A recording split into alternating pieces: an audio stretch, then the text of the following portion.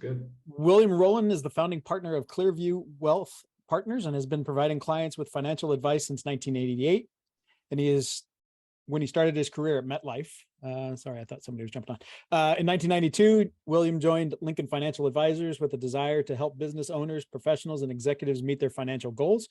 William, along with a longtime business partner, James Westmeyer, founded Clearview Wealth Partners in 2021 and now utilizes LPL Financial as their broker-dealer. William specializes in working with privately held businesses owners to develop a comprehensive plan, fully integrating the client's business succession strategy, wealth management, and estate plan. William also specializes in pensions and 401k design and administration. His years of experience have taught him that helping his clients develop a team of advisors from planning, legal, accounting, investment, and insurance is integral to providing them with the best strategies and implementation. William has been helping clients achieve their business succession and wealth management objectives for over 30 years in the San Francisco Bay Area. William is a $1 million roundtable qualifier with top of the table status, ranking him in the top 1% of all financial professionals in the industry. That's awesome. William was born and raised in Michigan, attended Western Michigan University, studies business, finance, and German language studies. Oh, don't give a presentation in German today.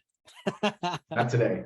Not today. That's awesome. That is a great bio. I appreciate you taking your time, and appreciate the introduction from Aaron to get you, at least it's topics that come up kind of as we have business related topics when it goes with the profession about understanding kind of personal finances and business finances and some of the weaknesses that the universities are not teaching as a required class, even, for most professions, but for certainly surveying. So anything to kind of help on financial planning, business, personal finances, any of that kind of stuff today would be fantastic. So I appreciate you jumping on.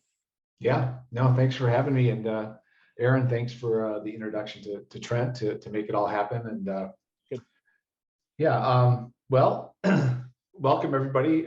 Thanks for making the time. Hopefully you can all see my agenda here. And yeah, I've got a number of topics to cover today, and I want to just focus in on a couple key points. Yeah, we'll go through this, and hopefully it'll be of some value to you, and looking forward to some questions and some discussion at the end, perhaps. So just going over the agenda briefly, we like to build our recommendations on a plan. I assume all of you are very used to working with plans. I assume you just don't show up and wing it when you get to a project or a site, perhaps. Same thing holds true with your financial planning. We like to make mathematically based decisions rather than emotional decisions. So we'll talk about that process, and a couple minutes on some risk management ideas or concepts which are important, and then just a few real basic but very important mathematical concepts about the power of compound interest. And I'm going to touch a little bit on retirement savings, Roth, what makes the most sense, what's best for you. There's not always a simple answer there. And if we have time at the end, I'll touch a little bit on the market, what's happening, since Aaron joked about it at the beginning. But hopefully we can put some of what's going on into a bit of perspective. So with that, I will dive right in here. And we like to, as I mentioned, work with clients based on a plan. And when we meet with clients, and I imagine all of you have done some level of planning in all of these different areas. So just focusing in on the cycle at the top, the wheel. These are the areas that we typically talk to clients about. They don't always apply. Some of them, if you're not a business owner, business succession planning might not be that important or an issue. But we've all got fringe benefits, whether we're providing them as a company to our employees, or if we're an employee working for a firm that offers a nice benefit package, investment planning, risk management, estate planning. These are all areas of planning that make up a comprehensive financial plan. And as I mentioned, most of us have probably done work in some of these areas, maybe all of them, maybe none. But when we meet with clients, typically things are done oftentimes in a piecemeal manner rather than a comprehensive manner. And that's okay. Doing some planning is better than no planning. But what we found is that clients get the best result when there's a comprehensive plan that's put in place where all of these different areas are integrated into one comprehensive plan. And also working with a team of advisors. I certainly don't have a monopoly on all the good ideas out there. So we like to pull together advisors as needed. So those are typically, who are those people? Well, might be a financial planner like myself, could be an insurance person, could be a CPA, an attorney, could be all of them, depending on how complex things are. So when we think about a financial plan, this is just a simple visual that we use with clients. We all have income up there at the top, whether it's your W-2 wages or your K-1 or business income, could be investment income from a real estate portfolio, whatever the case is. We're all familiar with that first tax bucket or the tax funnel. We pay Uncle Sam our fair share. And then what's left generally will manifest itself into one of those 5 boxes below. And then when we pass, the second funnel may or may not come into play, which are estate taxes. And then what's left can go to 3 possible beneficiaries, your family, charity, or the IRS. So what we try to do is, first of all, educate clients about the different areas of the pie, if you will, up there in the upper left-hand corner. And then we try to flare the sides of the income tax funnel to the extent the client wants to make sure that we maximize income tax savings where we can. And then we also try to make sure that all of the property that you accumulate, first of all, is adequate to meet your needs and your goals. And then we try to maximize what comes out down to the family and meet any charitable objectives. And you know, if you want to include the IRS as a beneficiary, you can, but you don't have to. And so that is dependent upon how much planning clients want to do. So again, not going to spend a lot of time here going in depth into each of these. We could take 3 hours doing that. But the whole idea is, regardless of where you're at in your career, it always makes sense, in my opinion, to have a comprehensive financial plan that addresses all of the possible contingencies.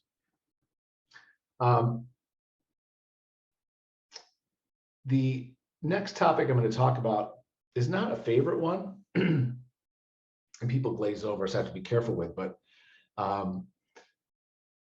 this plan, any plan, is only good if it gets implemented, right? A nice book or picture or whatever is great, but unless the plan gets implemented, it's not really worth very much. And the plan getting implemented involves you being available to fulfill the plan and the obligations. And so one of the things we talk about is, well, what is your biggest asset? And I would argue, you know, well, often people say, well, my home equity, maybe it's my 401k, maybe it's my cryptocurrency, if, you know, anyway, you know, whatever it is, I would argue that for most of us, our biggest asset is our ability to get out of bed Monday and get up and go to work and do what we do. And regardless of where you are in your career, but just some real basic math, you know, if you earn $75,000 a year for 40 years, that's $3 million. That's a pretty good size asset. 100,000 a year for 40 years, $4 million. That's a pretty good asset. My point of all this is that have you insured your biggest asset, which might be your ability to get out of bed and go to work? And I'm not here to sell anyone any insurance. That's certainly not my point. However, having done this for 30 years, I have seen the importance of what insurance can mean. And I've seen deficiencies where there hasn't been enough insurance and the stress and problems that that can cause. So again, I'm not going to spend a whole bunch of time here, but it is important to ensure, I think, your biggest asset, which is your earning capacity. And so if you haven't looked at that, I would encourage you to speak with an insurance professional and make sure that that you're taken care of, whether it's just you as an individual, when you think about disability insurance, or if you've got a family, you might also consider having some life insurance to make sure that your earning capacity can be replaced if you're not here to fulfill those obligations. And I'll just say, one of the biggest deficiencies that I see as a financial planner is really on the disability side of things. Term life insurance is pretty simple. It's pretty inexpensive. It's easy to get a lot of leverage there. I think where people mostly fall short oftentimes, and I get it, it's expensive, is disability insurance, but don't overlook that because again, the likelihood of you getting disabled is much more significant. It's about 3 to 1 that you'll get disabled versus dying. I guess that's good news, but at the same time, it is a contingency that we see being underinsured more than the death scenario, which is a bit easier to finance. So don't overlook that, and make sure that even if you're not here, and if you've got a family especially, that your plan gets fulfilled and the family is taken care of. Hey, Bill, on that disability, are you referring to, like, say, AFLAC or short-term, long-term disabilities, that kind of, those type of insurances? Great question. So not so much AFLAC. AFLAC tends to cover, it's quasi disability insurance. It's more like event insurance. For certain events, AFLAC will pay benefits. What I'm speaking about mostly is either group disability insurance, so either group short-term disability that can be provided by an employer, group long-term disability. Depending on the state that you reside in, you may or may not have state disability benefits that you pay into. California has a short-term state disability program that pays a certain amount of income for a while. But the other type of insurance is just individual disability insurance that you purchase directly from an insurance company to make sure that you have enough insurance. What is enough insurance? Quick back of the napkin. If you set up disability insurance correctly, it gets paid to you tax-free if it's individual insurance. So rough numbers, 65 to 70% of your pre-disability income is an ideal target to shoot for. So if you think about it, if your disability benefit's going to come to you tax-free, you don't need 100% of your income, but maybe 60% is a good starting point to replace if it's going to be tax-free. So any combination, Trent, to answer your question, of employer-provided insurance, individual coverage, or state-provided insurance is what you want to be looking at. And I'll just throw it out there, and I cover all of our short-term and long-term disabilities for that reason, right? Like you say, it's expensive, and so we cover it for all the employees. And it's paid off to a point where we've had, I think, 3 people out, right, for 12 weeks or 6 months, right, blew out a knee or whatever the case is. So, I mean, one, we offer it, 2, we pay for it just because of those instances like that. So I do think it, from an employer standpoint, it's a for your benefit, great for your employees. So even if you can cover the cost of it, yeah, absolutely. Okay. Let's move on to some other concepts that don't involve us getting hurt or dying. Right. So just talking about some financial concepts that we work with regularly and are really great to understand. They're not very complicated. I'm sure all of you work with numbers all the time, so many of you have probably heard of these concepts. And I'm just going to try to provide some examples to demonstrate the power of compound interest and some other concepts that we think are really important to know about. So the first one is the rule of 72, which is a real simple equation. It's a calculation to determine how long it takes your money to double.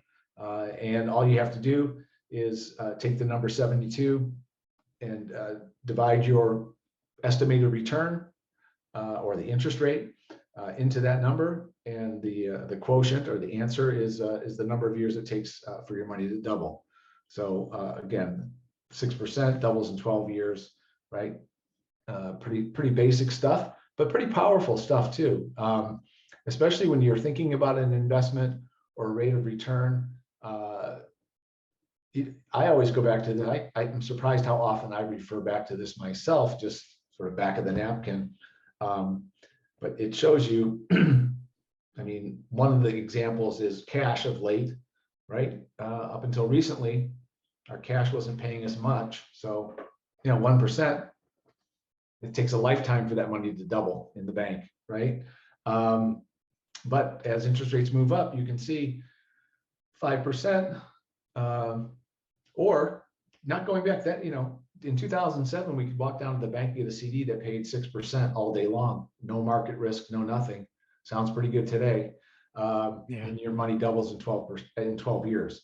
So again, just a great sort of, again, back of the napkin formula that we can all remember pretty easily, that just demonstrates the power of a solid return and the number of years that it takes to double the money. And this is a double-edged sword in many ways, right? If you're an investor, that high return and the short doubling time is great. If you're a debtor or a borrower, it cuts both ways, right? So we'll talk about some stock market returns and just sort of tie back to this a little bit, but I don't ever recommend taking money out of a retirement plan or even borrowing money, for example, against your 401k plan, because it can cost you a lot when you apply the rule of 72. And I just use a simple example here. And look, I'll, in the spirit of full disclosure, when I was young and dumb, and now I'm just old and less dumb, but I had to take money out of my retirement account. Part of it was to buy a house, which makes me feel a little bit better in hindsight. But there's a cost, and I just use a simple example of if you took money out of your retirement account, and where do we see this happening? Well, someone leaves a job, and they can either roll the money over into their new employer's plan or to an IRA account, or they could cash it out and take the money and run. Well, take the money and running is never, I think, a good idea. So in this example, all I did is took a real simple problem and said, hey, if you took $25,000 out and cashed it in when you were 35 because you changed jobs rather than rolling it over, it didn't cost you $25,000. And I left out taxes and penalties. So that's a whole nother story, but in the interest of time, let's just say the $25,000, and you can see, and I made the math real easy for me and used 7.2% return. So it doubles every 10 years. And you can see when you get to retirement, it didn't cost you $25,000, it cost you $200,000, right? Again, compound interest, rule of 72, cuts both ways. But when you start to think about, hey, should I borrow money out of my retirement or cash it out? Hopefully you'll remember this, think about this, and tell your kids about this. It's really an expensive decision when you do the math and carry that projection forward. How about without, Brent threw in there, I don't know, a survey that chose to retire at 65, right? That's funny. What about if you're borrowing and you're taking a loan against your 401k, right? And you have to pay it back and you're paying yourself back with interest, all that kind of stuff. Thoughts on maybe something like that, or even some kind of formula based on that kind of stuff? Like same type of situation, right? I take a $25,000 loan, I pay back over 5 years. How much did I lose on taking that out? So that'd be an interesting one, I guess. But it is, and I'll just make a few comments about that, because it's a great example, because that is something that is done more commonly than maybe cashing out, but if someone makes a loan, I always ask them what the loan is for. I think if you're going to be buying another investment with it, like a home, and if it's the only way you can get into a single family residence, as an example, or owning real estate, I think you can justify doing that. Taking it out to buy a pink Cadillac is always a bad idea. And there's a couple reasons. One, some people think, well, it's not that bad of a deal because I'm paying myself back interest.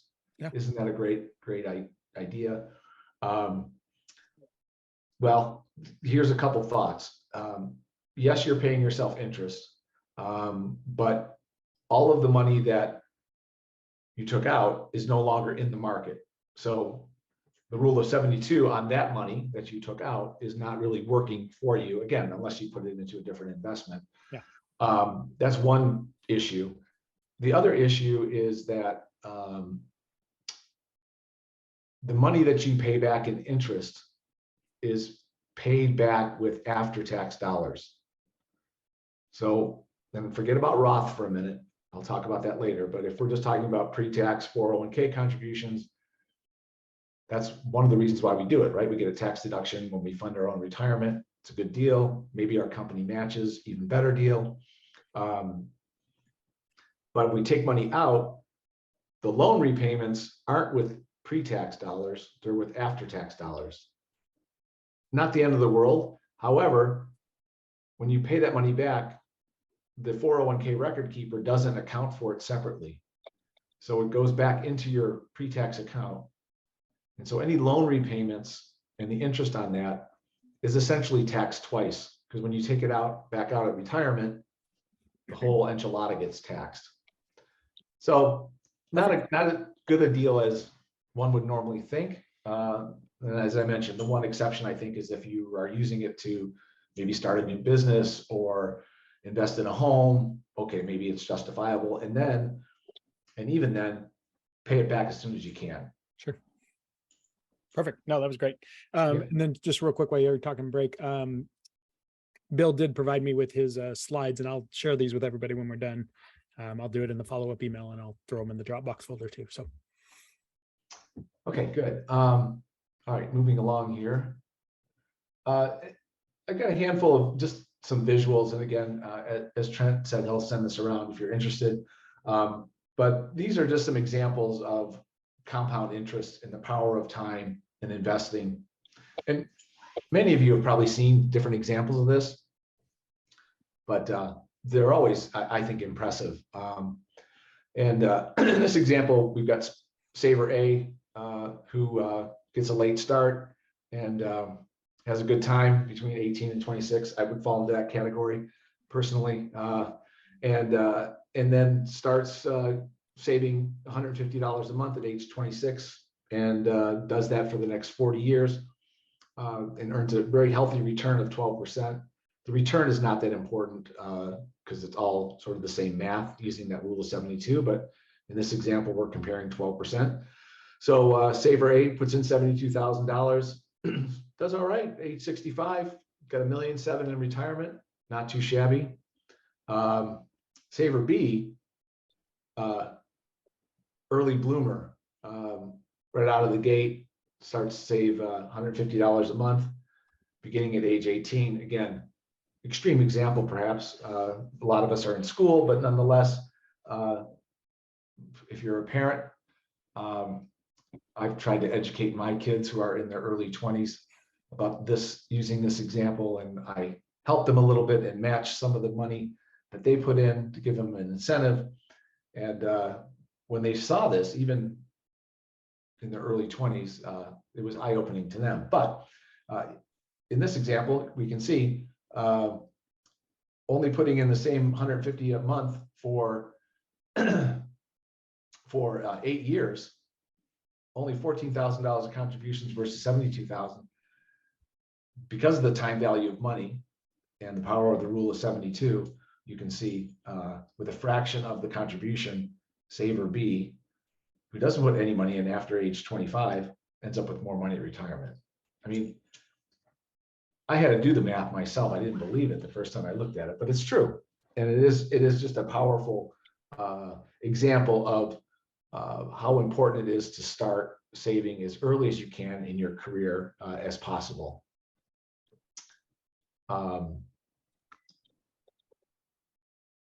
These are just slight different iterations on the same concept, but I think it does demonstrate how important investing early is.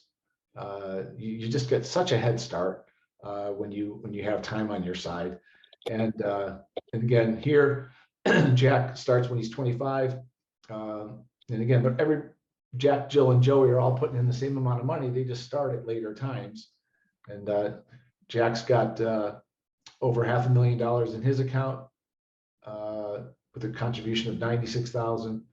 Jill, who delayed 10 years, has about half of what Jack has.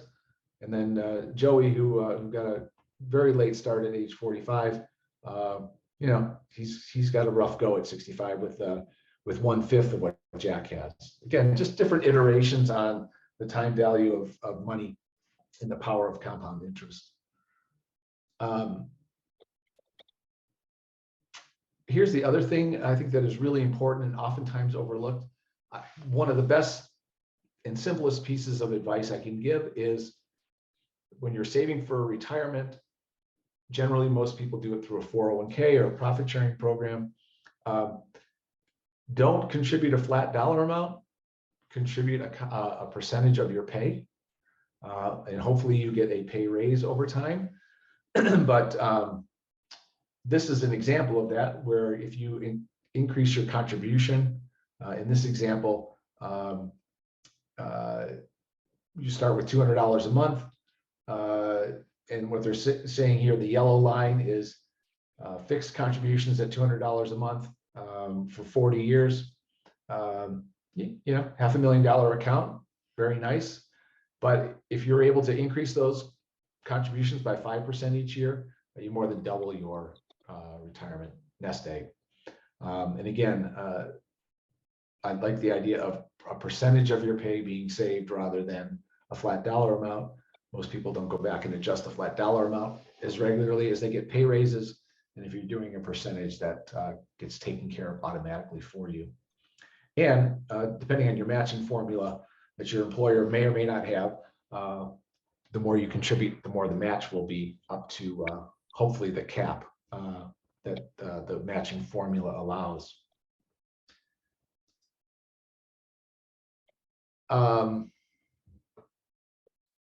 It doesn't take that long for your investments to earn more interest than you contribute each year. Again, here we're looking at $200 a month, 7% annual return. And so this is the contribution monthly, $200. It stays the same, but over time, as the earnings are reinvested, you can see between the 10th and 11th year, the investments earn more interest than you put in each year, which is pretty amazing.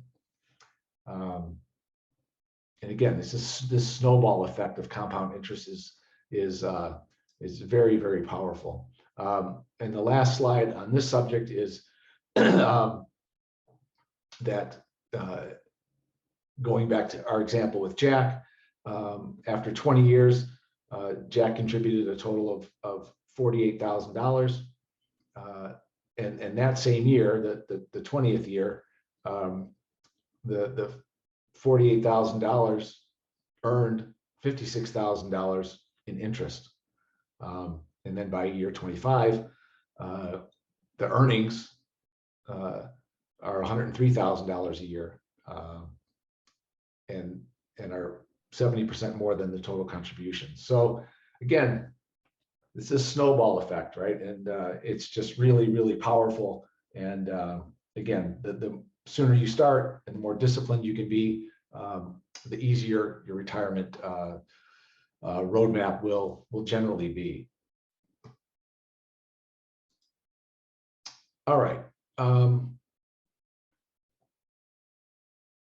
Just want to talk a little bit about pre-tax contributions or Roth. Not every 401k plan allows Roth contributions. Most do. If your employer's plan doesn't, it's not an unreasonable question to ask why not. It's a very simple thing for a 401k record keeper to add to the plan vis-a-vis an amendment if it's not already in there. And again, most plans allow Roth 401k contributions. One of the nice things about Roth 401k contributions, well, let me go back to just kind of talk about the differences first. With pre-tax contributions, comparing Roth, pre-tax is been around forever, well, since 1981 when 401ks were introduced. And the idea is you contribute money before Uncle Sam scoops money out of your check vis-a-vis taxes, and you put that money away with before tax dollars. That money grows tax deferred and compounds, as we've talked about, in your retirement account. And then you pay the taxes later when you take the money out in retirement, when you're hypothetically in a perhaps lower income tax bracket. And then with Roth, it's different. You forego the after-tax, the pre-tax contributions, and you make the contribution after you've paid Uncle Sam his share, and then you still get the tax deferred growth along the way. But the big difference is you don't pay any taxes on the back end. Okay, I always like to think about it as a simple farming analogy, right? With pre-tax contributions, the seed that you plant is not taxed, but the harvest on the back end is taxed. With Roth, only the seed is taxed when you plant it. When the harvest comes in, it's tax-free. Now, the math is telling it. If you are the most disciplined person in the world, and if you make pre-tax contributions and then you invest religiously, and you can't cheat every single penny of the tax savings into a separate account, you will come out slightly ahead using the pre-tax contributions. But the biggest but I've ever said is you've got to invest every last penny of the tax savings. And this is where people fall down, right? It just doesn't happen. So, but we've done the math 8 ways to Sunday, and you do come out slightly ahead. But I mean, I personally am not that disciplined. So I do Roth myself because I like the idea of not paying taxes on at retirement. Couple other things: the deferral limits are the same, so you can put the same amount in. And one of the benefits of a Roth 401k is there's no income limit. So if your employer offers a Roth 401k, it doesn't matter what your earnings are. If you are doing a Roth IRA on your own, there are income limits that apply, and it's roughly about $150,000 a year for a married couple. You start to get phased out of the ability to even make Roth contributions, and it's less if you're single filer.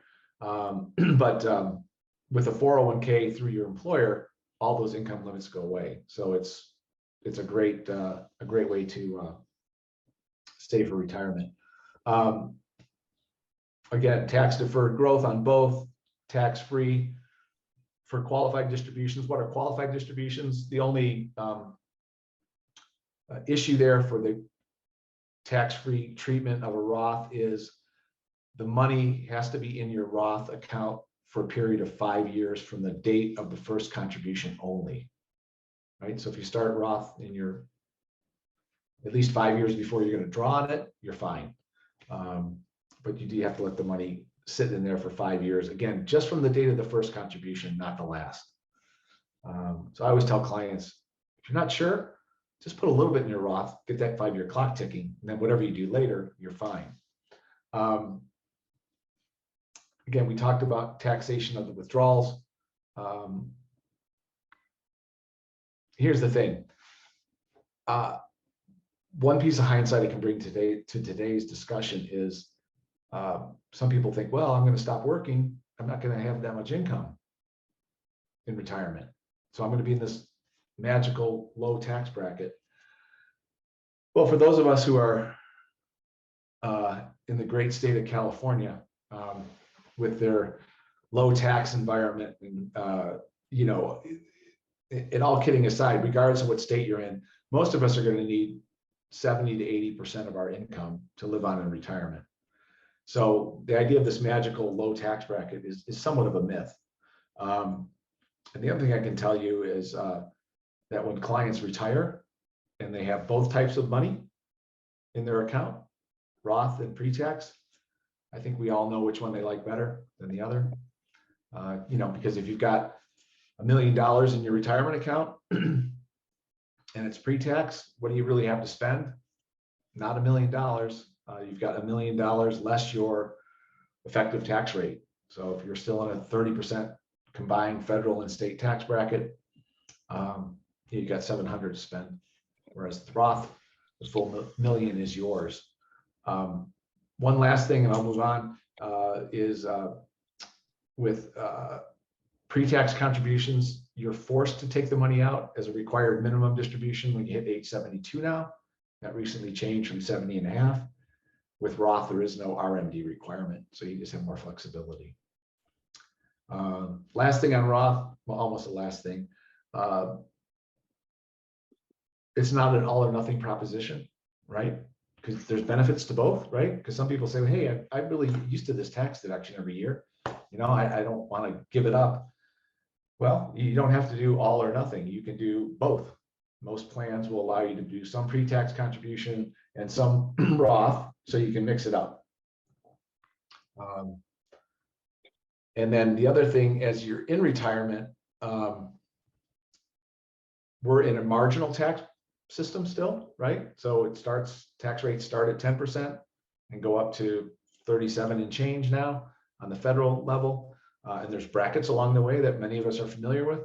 Having both types of money when you're in retirement, in other words, a bucket of pre-tax money and a bucket of Roth that you can draw on as you choose and as you deem appropriate, is really a great way to do some good income tax planning in retirement, because you might say, yeah, I'm going to take enough out of my pre-tax bucket to keep me in the 10 or 15% bracket. And then depending on what's going on that year, you may not want additional income. So you can control your tax bracket to a certain extent by having both Roth and pre-tax monies to draw on as your retirement years unfold. Lots of great benefits of having that. But most people who have both always say to me at retirement, boy, I wish I would have done more Roth when I had the chance. So, Bill, how would you set up, say, like we only have a 401k plan here. How does, say, our employees go and start a Roth on top of that? Or is it something we would start for them? Or how does somebody go purchase additional Roths on the side, I guess, outside of if you're the employer, as it sounds like you are, Trent, then I am, yeah. you can talk to your 401k advisor or the record keeper or the third-party administration firm that you're using and just say, hey, we would like the ability to offer our employees to make Roth contributions.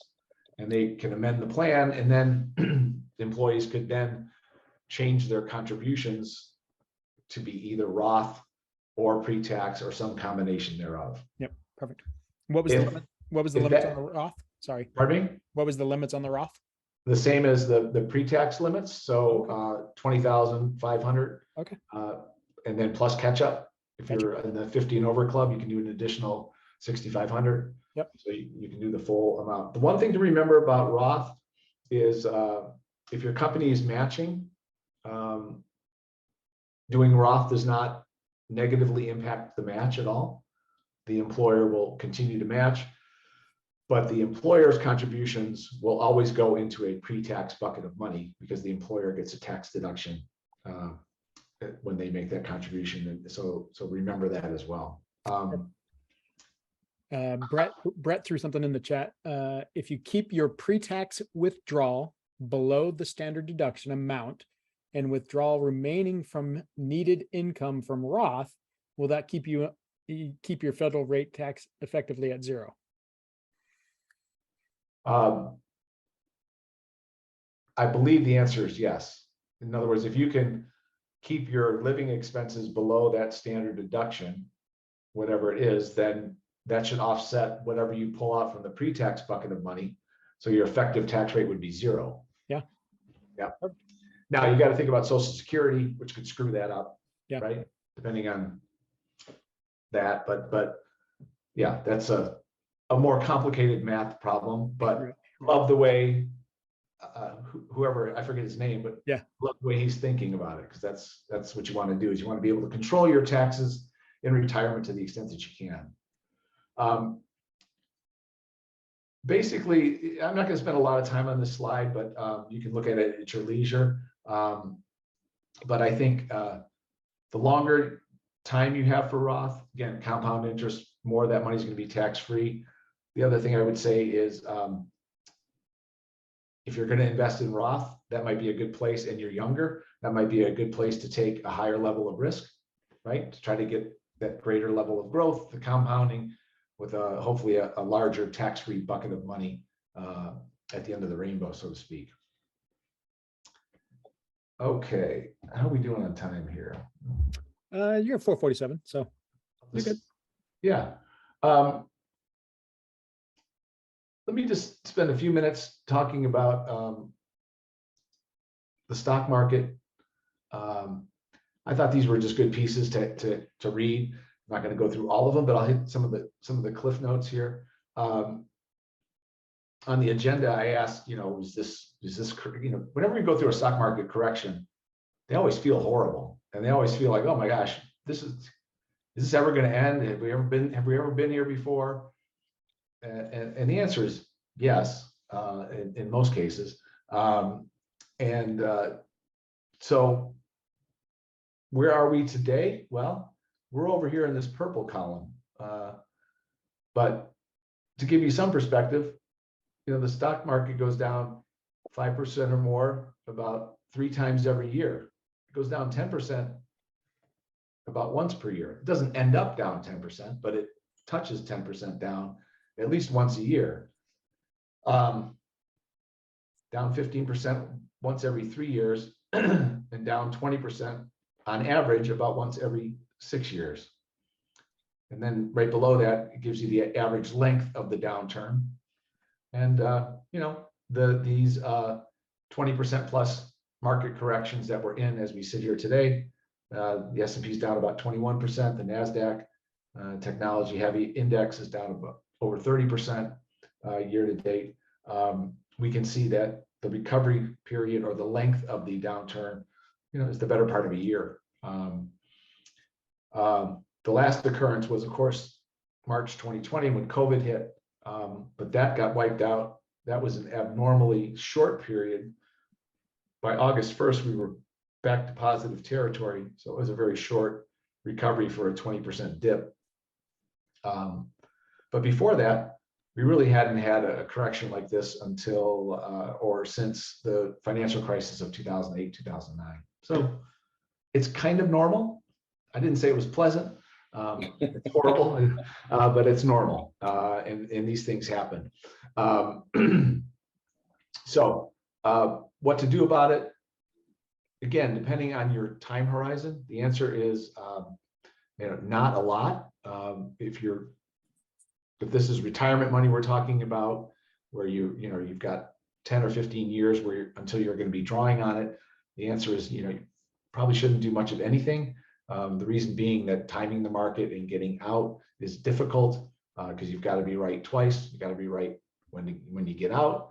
Mhm. And more importantly, you got to be right when you get back in, which is hard to do. And there's a slide that demonstrates that here. But this is interesting because this shows you 10-year average returns after a period of where the market has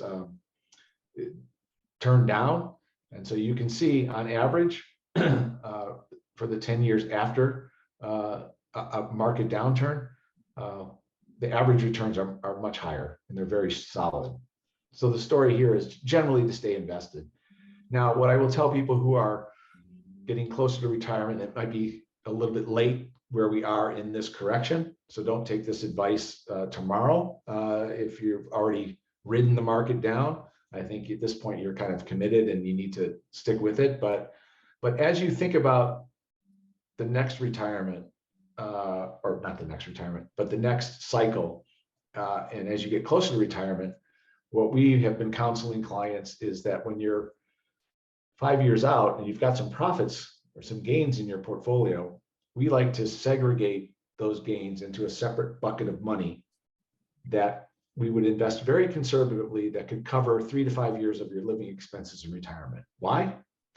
Well, 3 to 5 years of safe money will allow you to let the rest of your portfolio sit through this unpleasantness and recover nicely without having to sell at inopportune times.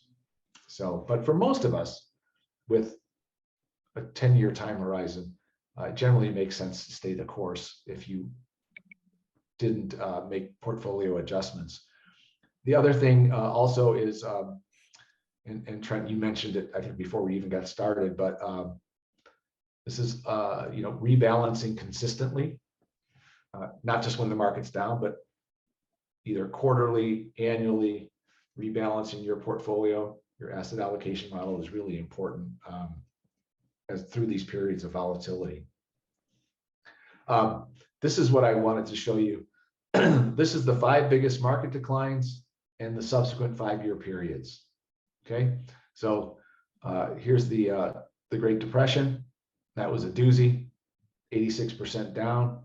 And then the following 5 years, you can see some pretty nice years in there of recovery. Average return the following 5 years, 35%. And then there's a whole series of these going back to financial crisis I referenced earlier, which was the last sort of big one besides the COVID 4-month blip, down 56%, and average return over the next 5 years was 25%. Add them all up, there's usually a nice period of recovery following market declines. That's a great graph. Yeah, Puts it in perspective for sure. yeah, and the main thing is don't panic, Right. and don't run for the, there's all kinds of one-liners about, Yeah. Don't hide your... buy when there's fear, buy when there's blood in the streets. When people are fearful, it's an opportunity. When people are confident, it's the time to get out. But the point is, coming up with a plan, having an asset allocation model that makes sense based on your risk tolerance, your time horizon, is key. Start with that, and then stick to that plan, and make course corrections and small adjustments along the way. And I'm not so naive as to say you can never change your allocation. If you're losing sleep at night, you got to do something. But don't take all your chips off the table. If you need to make a 5 or 10% adjustment just because you're going to sleep a little bit better, or maybe your spouse is going to sleep a little bit better, yep, fine. But just do things in a measured way, especially when we're where we are in this cycle. Well, it proves you don't have to hide your cash under your mattress, right? I mean, this Right. So Right. not that there's no cash anymore, but everything's digital almost. Hey, Bill, I got a question for you. Yes. Back in March and April of 2020, you and I had a very nice conversation about what do we do? What do we do? What do I do? You knew what to do. I didn't. But you showed me this graph that your money in the market, there's like these 2 to 3 day spikes. And those 5 or 6 spikes during a year accounts for like 75 or 85% of your gain. So if you miss that 1 or 2 days a couple times a year by trying to play that game, pull out, get in, pull out, you miss most of your gains. Are you going to touch on that at all? You know, as soon as you said that, I thought, darn it, I left that slide out, but I can verbalize it. And here's how it works. Basically, if you, let me see if you miss the 10 best days of the market over a 10-year period, because to Aaron's point, and we've lived through some of these down days and up days, 1,000 points now because the indices have gotten so high. But what Aaron's alluding to, and it's a very important point, is that if you miss those 10 best days, and this is why we don't like timing the market, if you miss the 10 best days of a decade, and it's not the 10 best days of every year in that 10 years, just the 10 best days, your average return is reduced by about 60%. So in other words, the market, if you just stayed in the market on average over a cycle, in fact, I think I have that slide here. I'm going to skip ahead and we'll come back, but yeah, so 10-year rolling average, the market is, oh, that's not the slide I was wanting to go after, but the S&P 500 is basically averaged about 9% over each decade, depending on how you slice it up. But if you miss those 10 best days, your return is about 4%. Yeah. If you're out of the market on those 10 days of the decade. It really makes a huge difference because you missed that upside and then the compounding of that. So I appreciate you bringing that up, Aaron, and I wish I had that slide in here, but it's just another reminder that timing the market is really not a viable strategy. If you want to throw it in and resend me the PDF, we can throw it in. Yeah, I'll send it along. Perfect. Yeah, I can pull that up and and in Bill's resume there, or bio, he doubles as a therapist because he's talked me off the ledge once or twice. yeah. Well, and now I've just learned to trust him, which has been great. That's awesome. Yeah. I'm not going to talk about politics other than to say it doesn't matter. Yeah. Some people think, oh, this, that, the other thing. Hooey. This, you can squint at this all you want. If you see the pattern, you let me know, but doesn't matter who's in charge as it relates to equity returns over time. So I'd throw that out there. We've got the midterm elections coming up and some people want to hang their hat on the world changing because of that. And it won't, at least as it relates to stock market returns based on historical data anyway. We already talked a little bit about this, but again, whether we're in a recession or not, you be the judge. There's different ways to measure that. There'll be an autopsy later, but we'll know for sure how bad it is, right? And regardless, this shows you that after recessions since 1975, we've had nice returns across all different equity asset categories.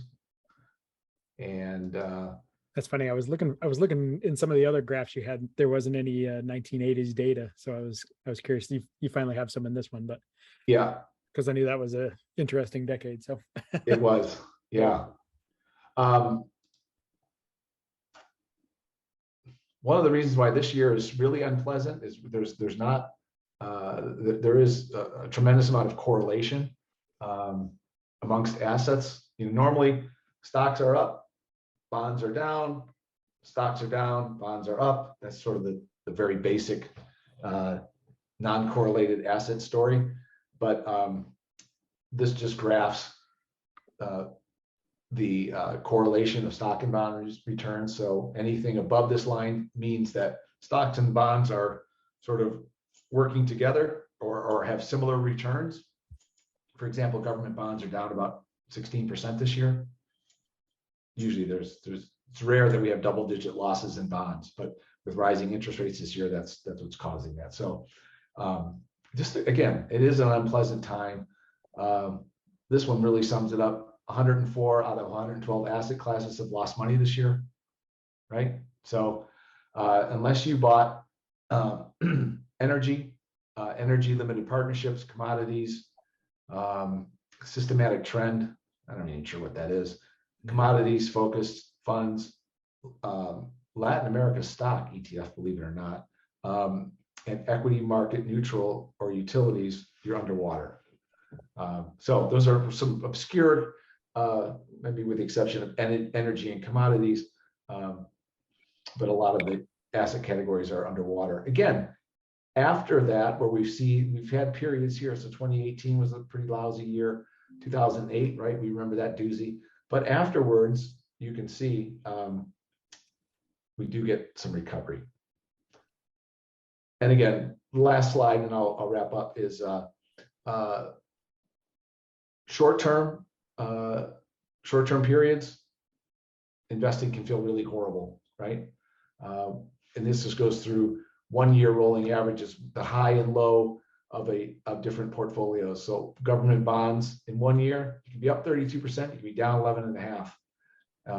And that was through August of this year. It's now in September, it's down another 4% because interest rates have continued to go up. But the 60% stock, 40% fixed income portfolio, you can see this wide range of returns over 1 year. Stocks even greater, right? Down 68, up 163. But if you roll out 10 years, you can see the returns and the ranges, and particularly the downside risk is much more muted.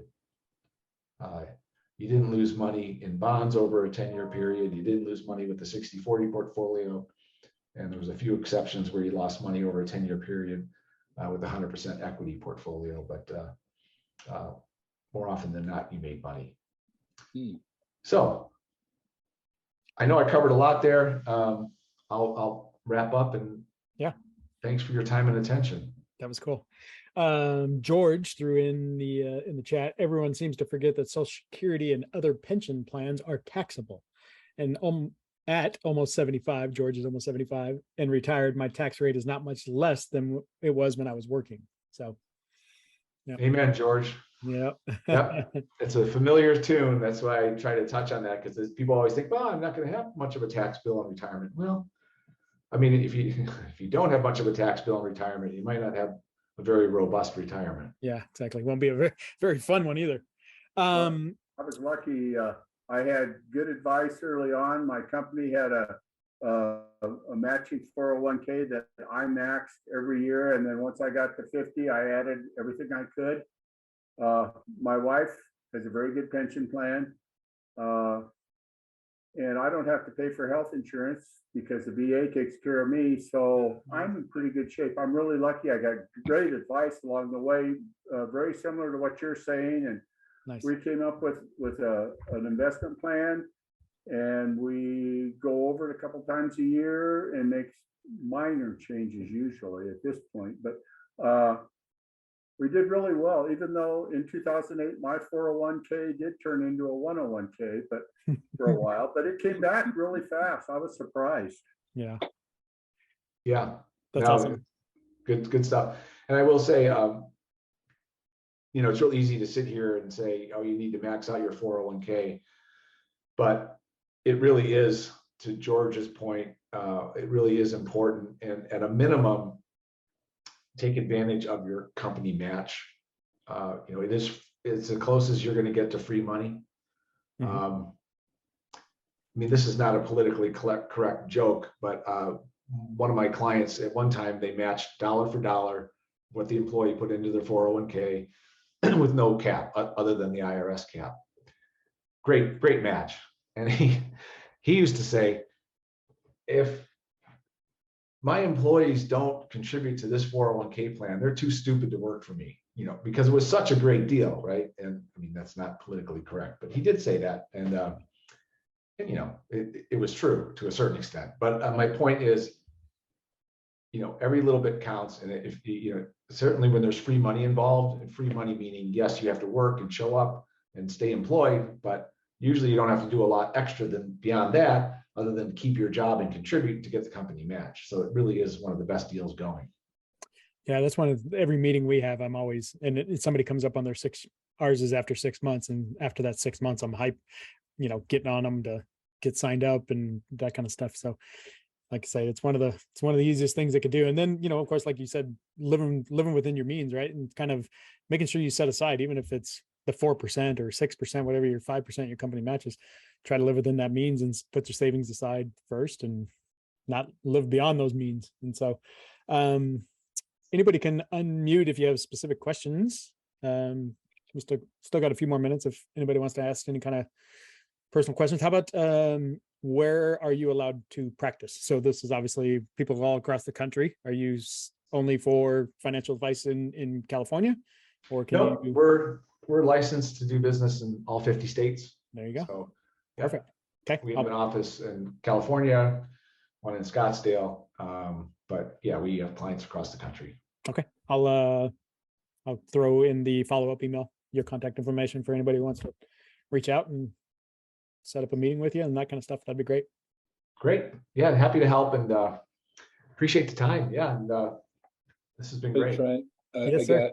got two pieces. One is anyone who's on this, watching this, if you're reluctant to pick up the phone and talk to an advisor, just do it. They might say, you might say to yourself, well, it seems expensive. It seems like they're going to charge me a lot of money. They're going to cost me a lot of money. I'm going to tell you right now, through my personal experience, Bill has made me more money than he could have ever charged me. That advice and the guidance has steamrolled my opportunities in wealth and retirement. So leave that baggage at the door, pick up the phone and call someone. Second thing is, Bill, and I don't know, I have a time value money app on my phone, and it's really cool. Sometimes it gets me into trouble, but do you have an easy app that you can recommend to people so that they can just plug in there and say, boy, if I put $10,000 away a year for 20 years at 7%, and then boom, numbers start to spit out. Do you have one that's easy for people to use? I do. I just have to be careful from a compliance standpoint about recommending third-party apps. Our compliance people get squirrely about that. I think, Aaron, the way you probably found yours was just Googling, time value of money app and or calculator, and they'll come up. We just had a compliance meeting, and they're like, there's the thought police are very cautious about what we can tell people, and so we understand. Yeah, we understand. So you won't, but I will. There you go. That's what I was gonna there say. you go. I did, and I'll show my phone. Maybe I can see it, and there it is right there. And just push that button, and all those calculators come up, and you can start to plug things in. And I will say that when you look at your present value and the money that you contribute on an annual basis, make sure it's a negative number. That's all I'll say is if you start with 50,000 in your present value and you add 5,000 a year at 6%, make sure both those numbers are negative. But I would do that, and you'll start to see that compounding interest, and starting as soon as you can, has unbelievable returns. When you get closer to that retirement age, unbelievable returns. Nice. Do you know what's the app's name, Aaron? Mine says EZ Calculator, but I did exactly what Bill did. Okay. Or thought What he said. Yeah. what he said I did. And he's exactly right. As I just Googled or went onto the App Store and said, easy calculators or TVM, time value money calculators. Okay. And from there, I downloaded one. I think I did it 2 or 3 times until I found one that was super easy. And on those apps, they have retirement calculators too, like how much money do you want a month with the nest egg you have? How long will that last? Or you change the parameters and go, I know I'm only going to live 10 more years. How much money could I take out on an annual basis with a modest return? Things like that. Yeah, I did search the App Store. The easy financial calculators look like the screen that you just showed. So, yep, cool. Sorry, Bill, don't want to get you into trouble. No, you're good. No. Good, We get good, it. We get it. Good stuff. Yeah, It's a George, great go for it. recommendation. Yeah, Well, exactly. One of the best things I can say is when you sit down with your financial advisor at the age of 70 or so. My wife's 5 years younger, so she had just retired at the same time. And we went over our portfolio and what we had, and he said, you guys need to go do some traveling. You guys need to go enjoy yourselves because you're in great shape. You have nothing to worry about. You've done a great job and we've been successful and go do whatever you want. Just enjoy the rest of your life. Nice. Yeah, that's good. That's good to hear, right? Absolutely. Yeah. There's proof. It works. Yeah, exactly. It absolutely does.